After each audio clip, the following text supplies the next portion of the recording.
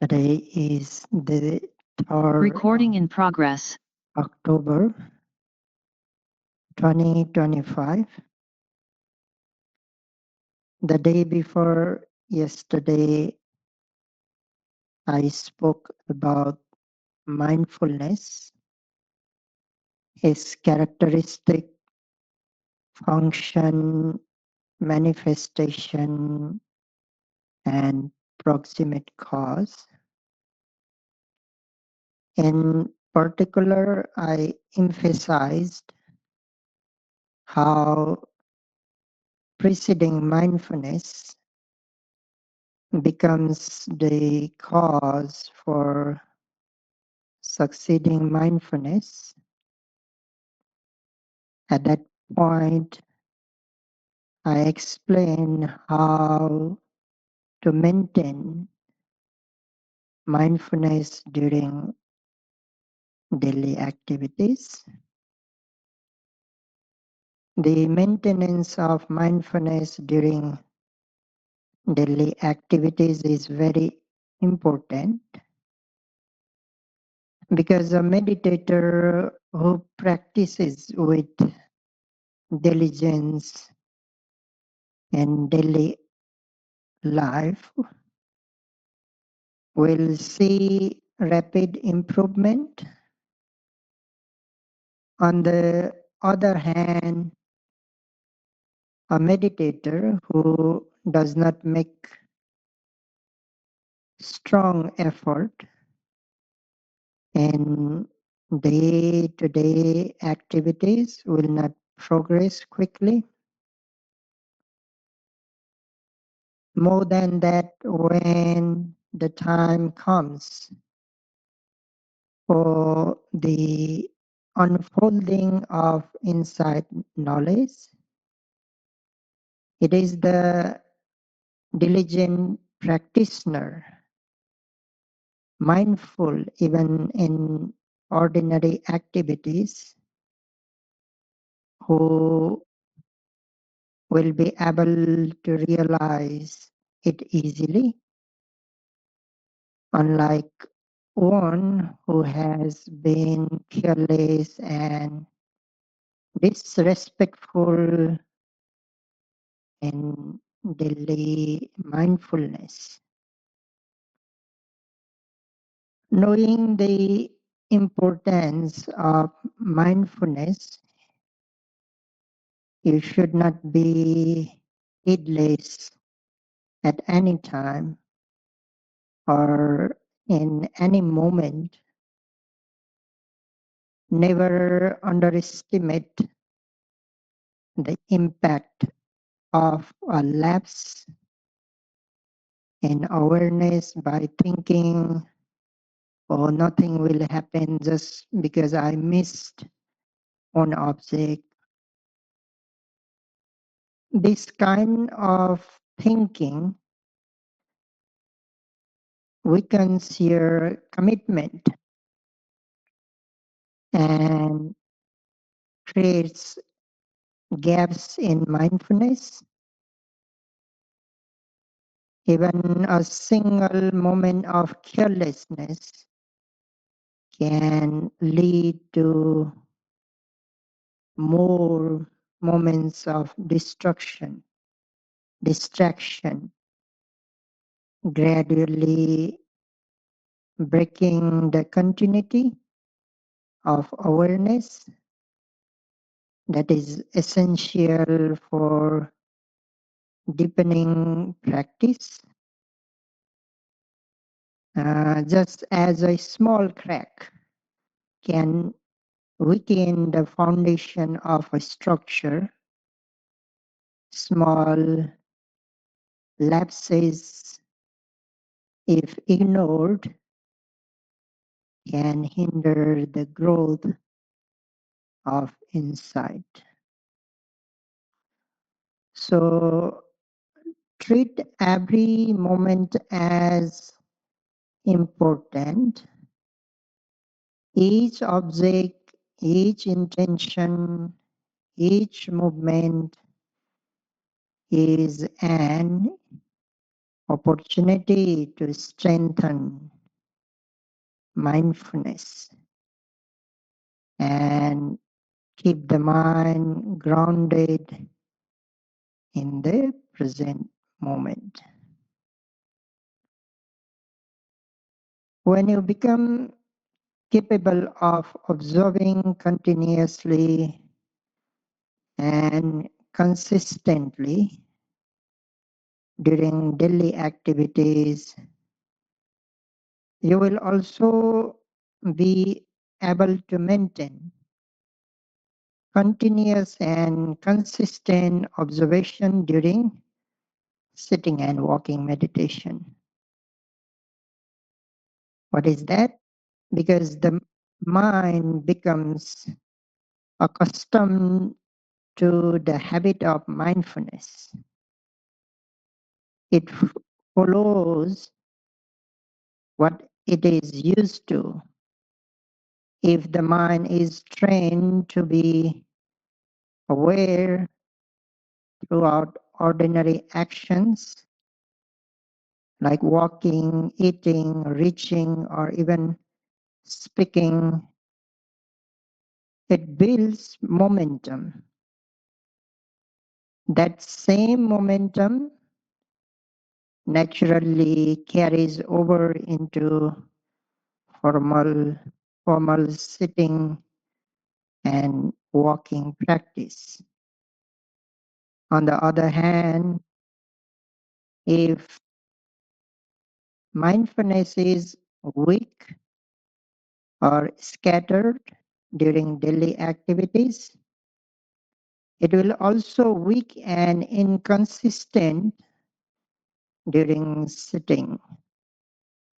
The quality of mindfulness doesn't suddenly change just because you are under cushion.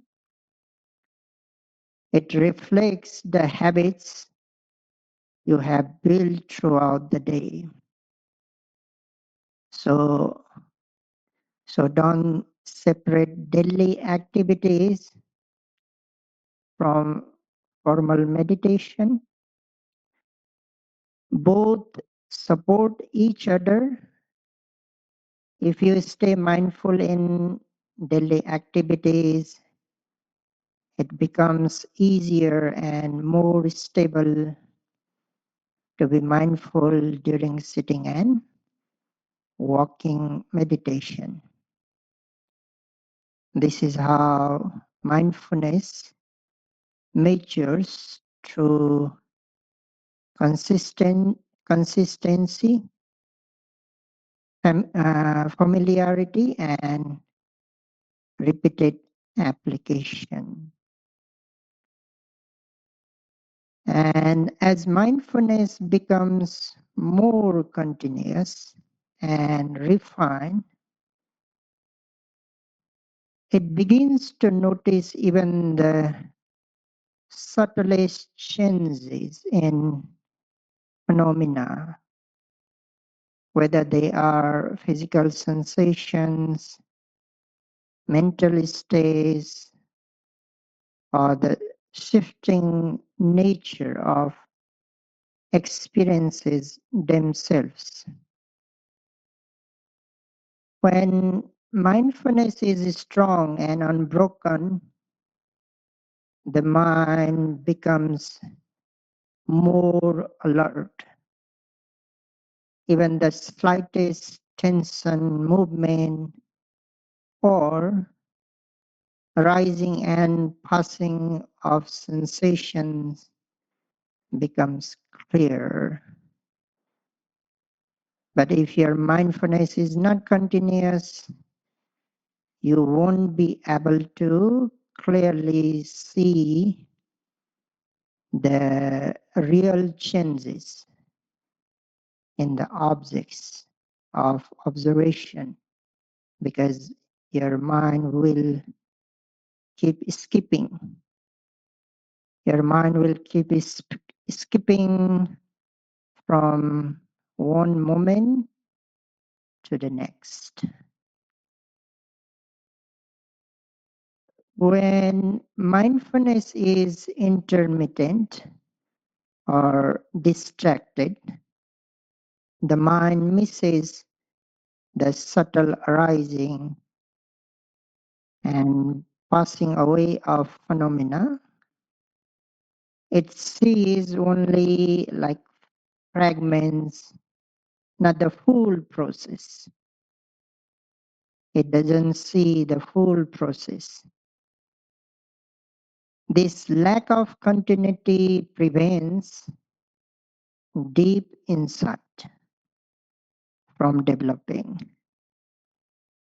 Just as a flickering light cannot illuminate a room steadily, a scattered mind cannot fully absorb the nature of reality. Especially, you won't be able to absorb the nature of the mind.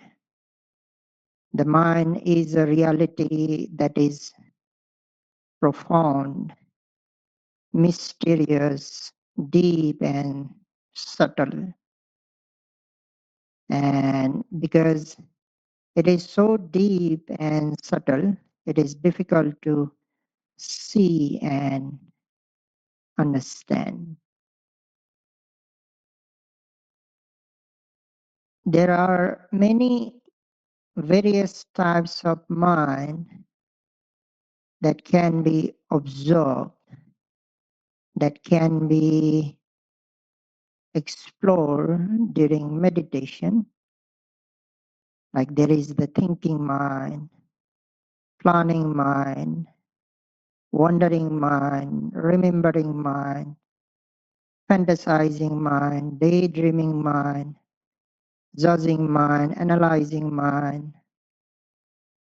Then there is the criticizing mind, comparing mind, and the mind that starts talking to itself, sometimes gently, sometimes harshly.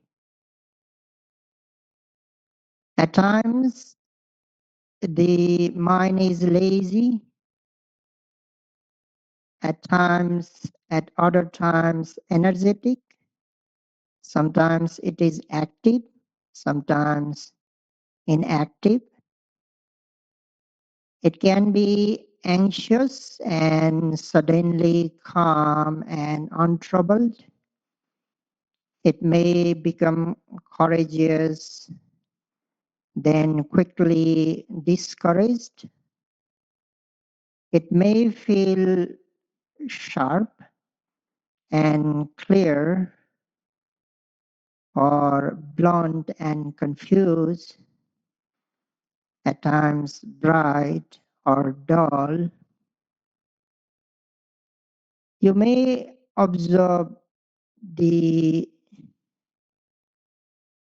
angry mind, the greedy mind, the jealous mind, the deluded mind, the restless mind, the tired mind, the doubtful mind, and the proud or arrogant mind.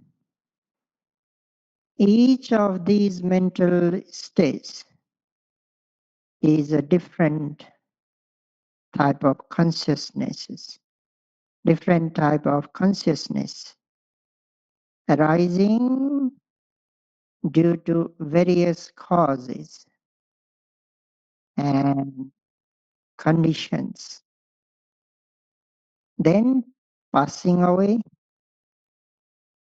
giving arise to another. Through careful observation, you begin to see the mind is not one thing but flow of many different mental moments. It is not a fixed or stable but constantly changing. So in order to truly recognize and understand all these various types of mind in detail, your mindfulness must be continuous and uninterrupted. Only with steady moment to moment awareness can you observe arising and passing of each mental state as it is without missing or merging them. At this point, so let's begin by discussing the mind, which is also commonly referred to as consciousness. So, so first, what exactly is the mind or consciousness? The most frequently used Pali term for mind is chitta. Among the many explanations found in text, one well-known definition of citta is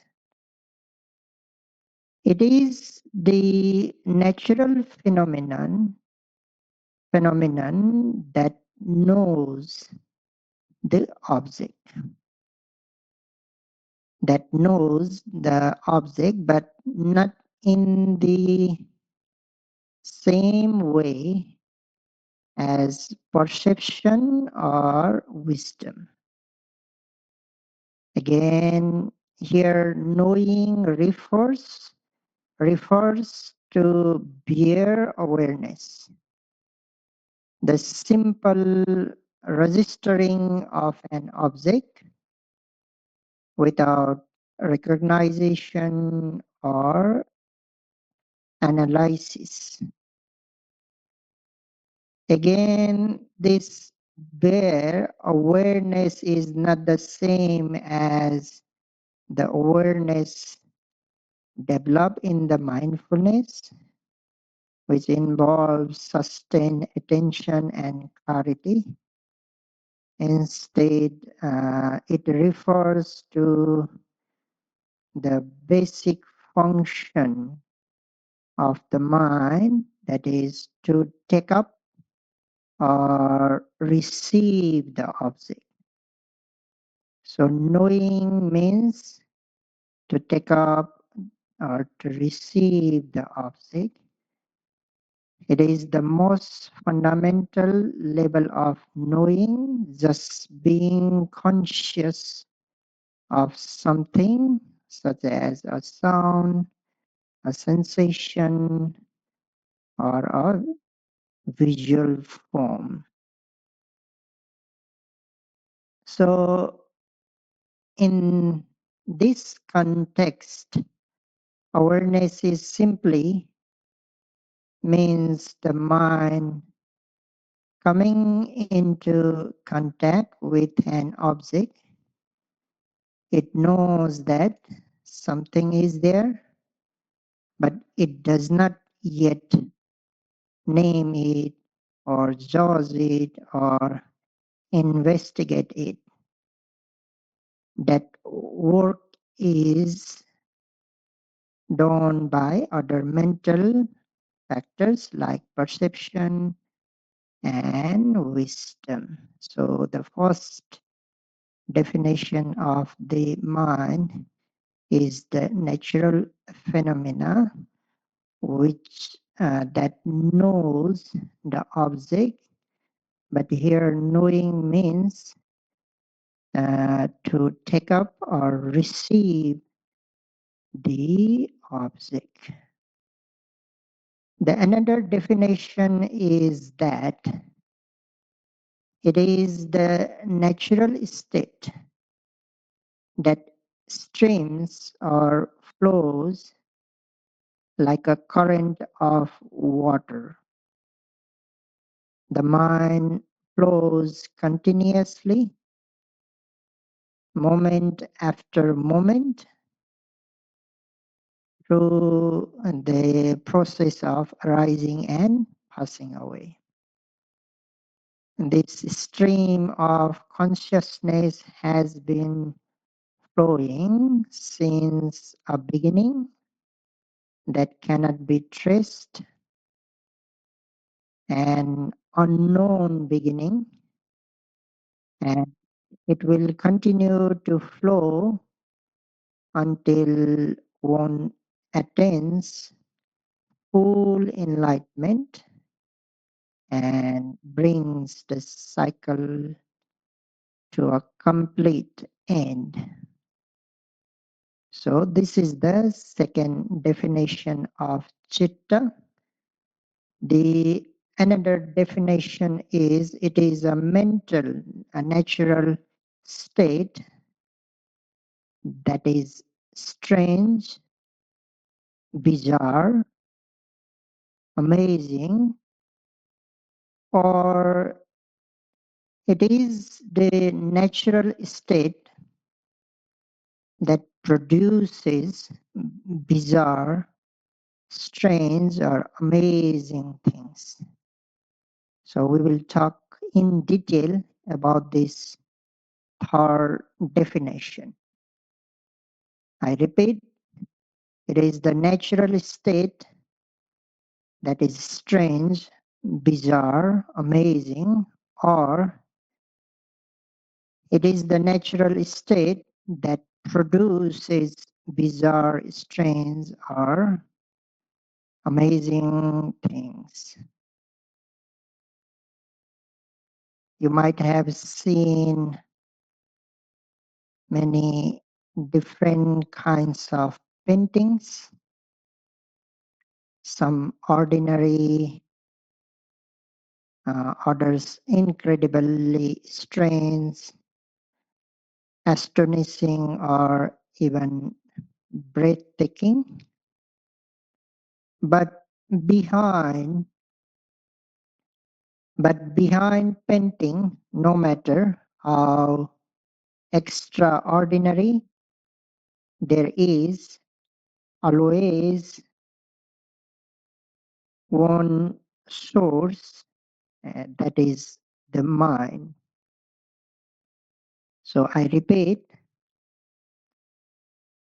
every painting, no matter how extraordinary, there is always one source, the mind.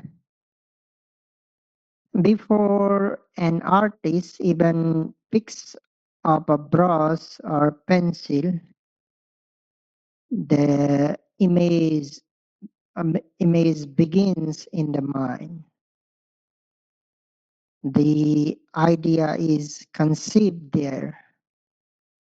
Then, when the artist starts to draw, every moment, the way they hold the brush, how they scratch, outline, color, brighten, or refine, is guided by the mind. If the artist still feels the painting is not complete, perhaps something more is needed on the left, right, above, or below. Again, it is the mind that creates, adjusts, and express that new detail. So no matter how strange, beautiful, or breathtaking the artwork appears, in the end, it is simply a creation of the mind, a product of mental activity. So this is just an example art, but there are so many other forms of art, craft, skill, innovation, design, and invention that are truly astonishing and amazing, especially in this age of modern technology. We witness an incredible variety of creation, whether in architecture, engineering, digital design, animation, robotics, or artificial intelligence. All of these are nothing but creation of the mind. Behind every tool, system, or structure, there is a thought. A mind imagined it, planned it, refined it, and brought it into existence. And beyond what has already been created, there are still many more ideas and innovations that exist only in the mind. They have not yet been built or expressed, but they are already taken shape mentally. The vision, the design, the process, all of it is already formed in thought. So whether it has already come into the world or not, it is all uh, in the end a product of the mind.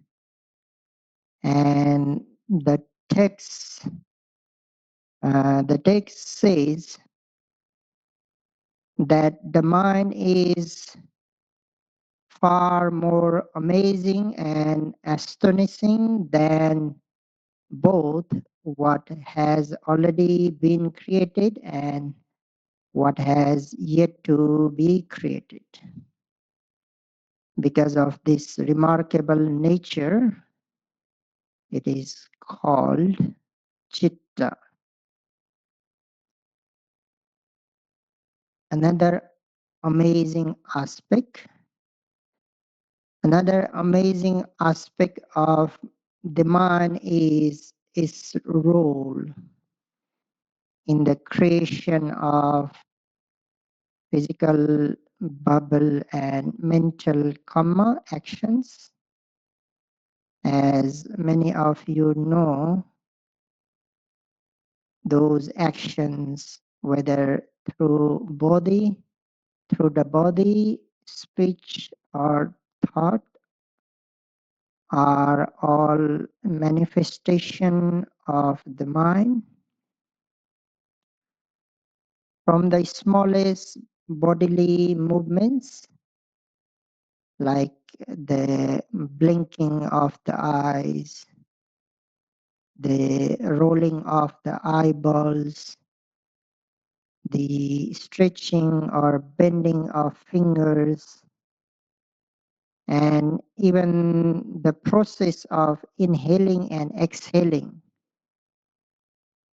to more obvious and intentional actions.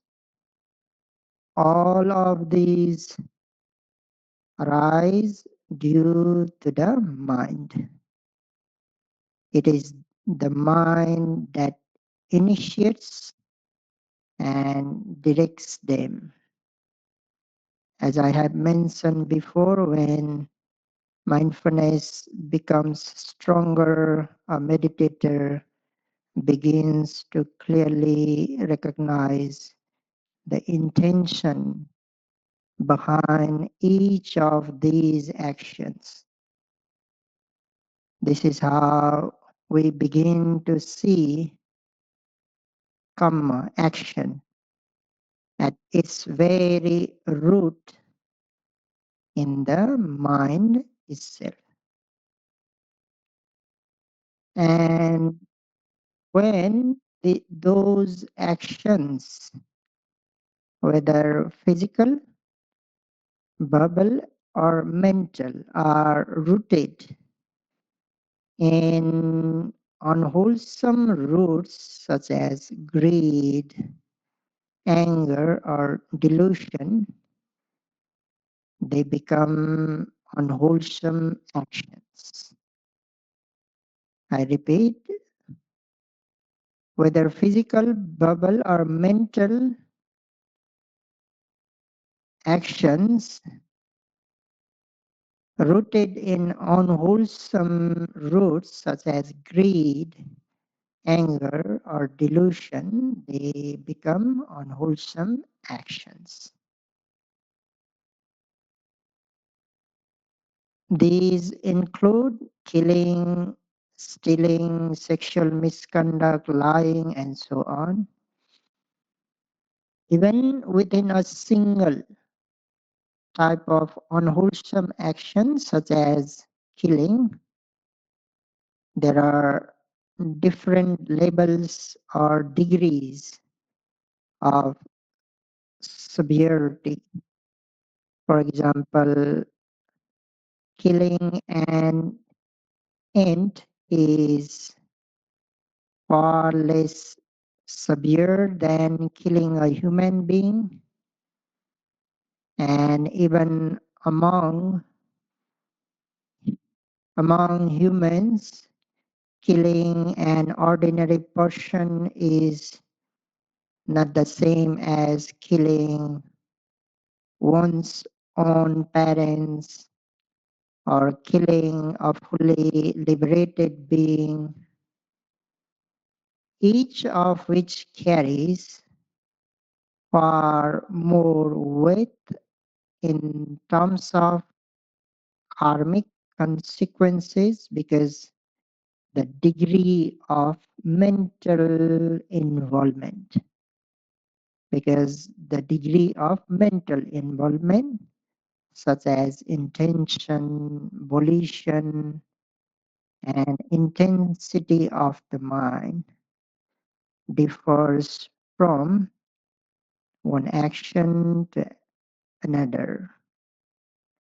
The same principle applies to other unwholesome actions like stealing, lying, or engaging in harmful speech. The nature and intensity of the intention, the object involved, and outcome all contribute to the gravity of the karma action. In the same way, when physical, verbal, and mental actions are rooted in unwholesome qualities such as non-greed, non-hatred, non-delusion, they, they become wholesome actions. These include acts like giving, dana, virtuous conduct, sila, meditation, bhavana, speaking truthfully, showing respect, helping order, and cultivating wholesome mental states, and so on. Again, just as with unwholesome actions, wholesome actions also vary in their level and impact depending on mainly mental intention, mental factors such as the clarity of intention, the effort involved, the state of mind at that time, plus the object of the action. For example, offering food to a hungry person is wholesome, but offering food to one's parents, a virtuous person, or a Sangha member of the Sangha, creates even more powerful, wholesome action due to the clarity of mind and the purity of the recipient. Similarly, speaking the truth with a kind intention is wholesome, but speaking the truth to protect someone or to uplift their mind carries even deeper merit. So that means the more pure, mindful, and selfless the intention, the stronger and more beneficial the wholesome action becomes, leading to positive results both in this life and beyond. When these actions produce results, they become even more amazing. Now we will talk another amazing fact. So when these actions produce results, they become even more amazing, especially in the term of realms of existence to which beings are reborn.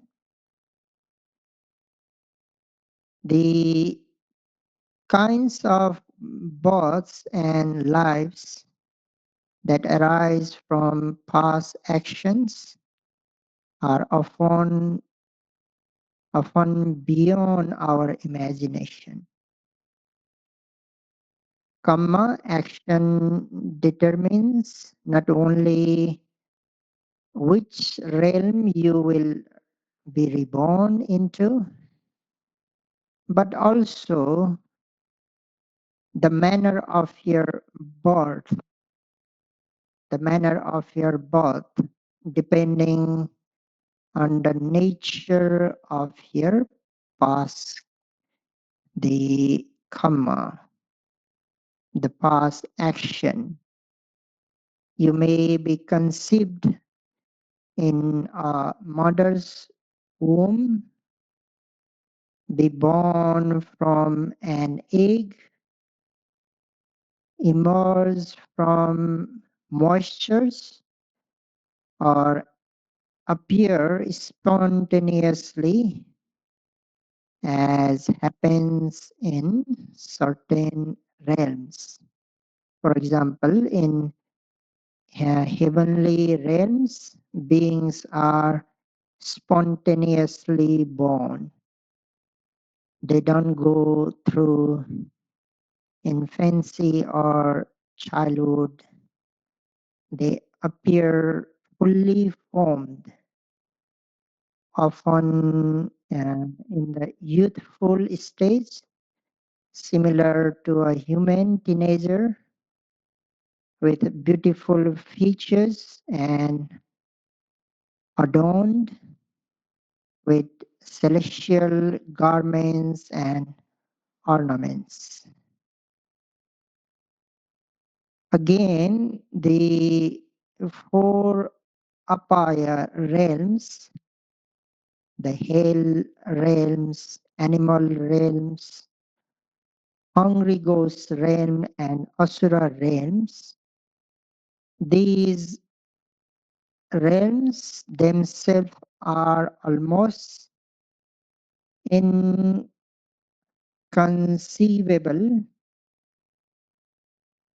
The beings that exist there are often described as bizarre, strange, or even terrifying. So just imagine a creature with a mouth the size of a needle tip, but a body as massive as a mountain. I repeat, a creature with a mouth the size of a needle tip, but a body as massive as a mountain. So this too is a product of the mind shaped by Kamma, past Kamma or action. And even if we set aside such unseen beings, just looking at the animal realm that we can observe around us is enough to reveal the incredible diversity of life. Some creatures having hundreds of legs, some have no eyes, some are born from decay, and some eat their own kind. Their forms, behaviors, and habits are astonishing, and again, all are the result of past mental actions. Now, setting aside other being, let's just talk about human beings.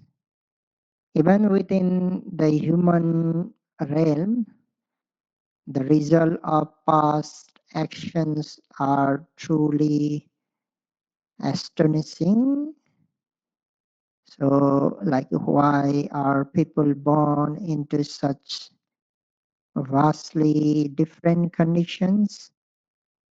Some are born into wealth, comfort, and opportunity, while others are born into poverty, hardship, or disability.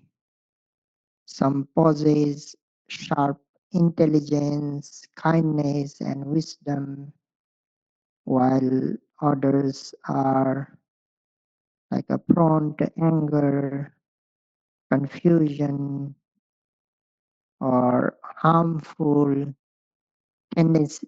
tendencies.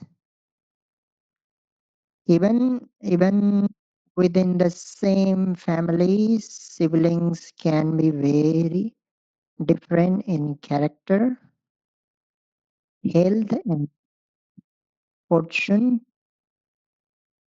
So what caused these variation? It is none other than Kamma action, the mental, verbal, and physical action perform, performed in the past, especially when rooted in strong intention. The shape of our lives, our physical appearance, mental tendencies, relationships, and life circumstances are all results of the mind's past activity, whether it is beauty, ugliness, health, illness, long life, short life, influence, obscurity, all arises from past volitional actions. So even without looking at the heavens or hells, we can see the amazing power of the mind right here just by observing human life. There are also realms of existence that reflect even more extraordinary variations in the makeup of beings.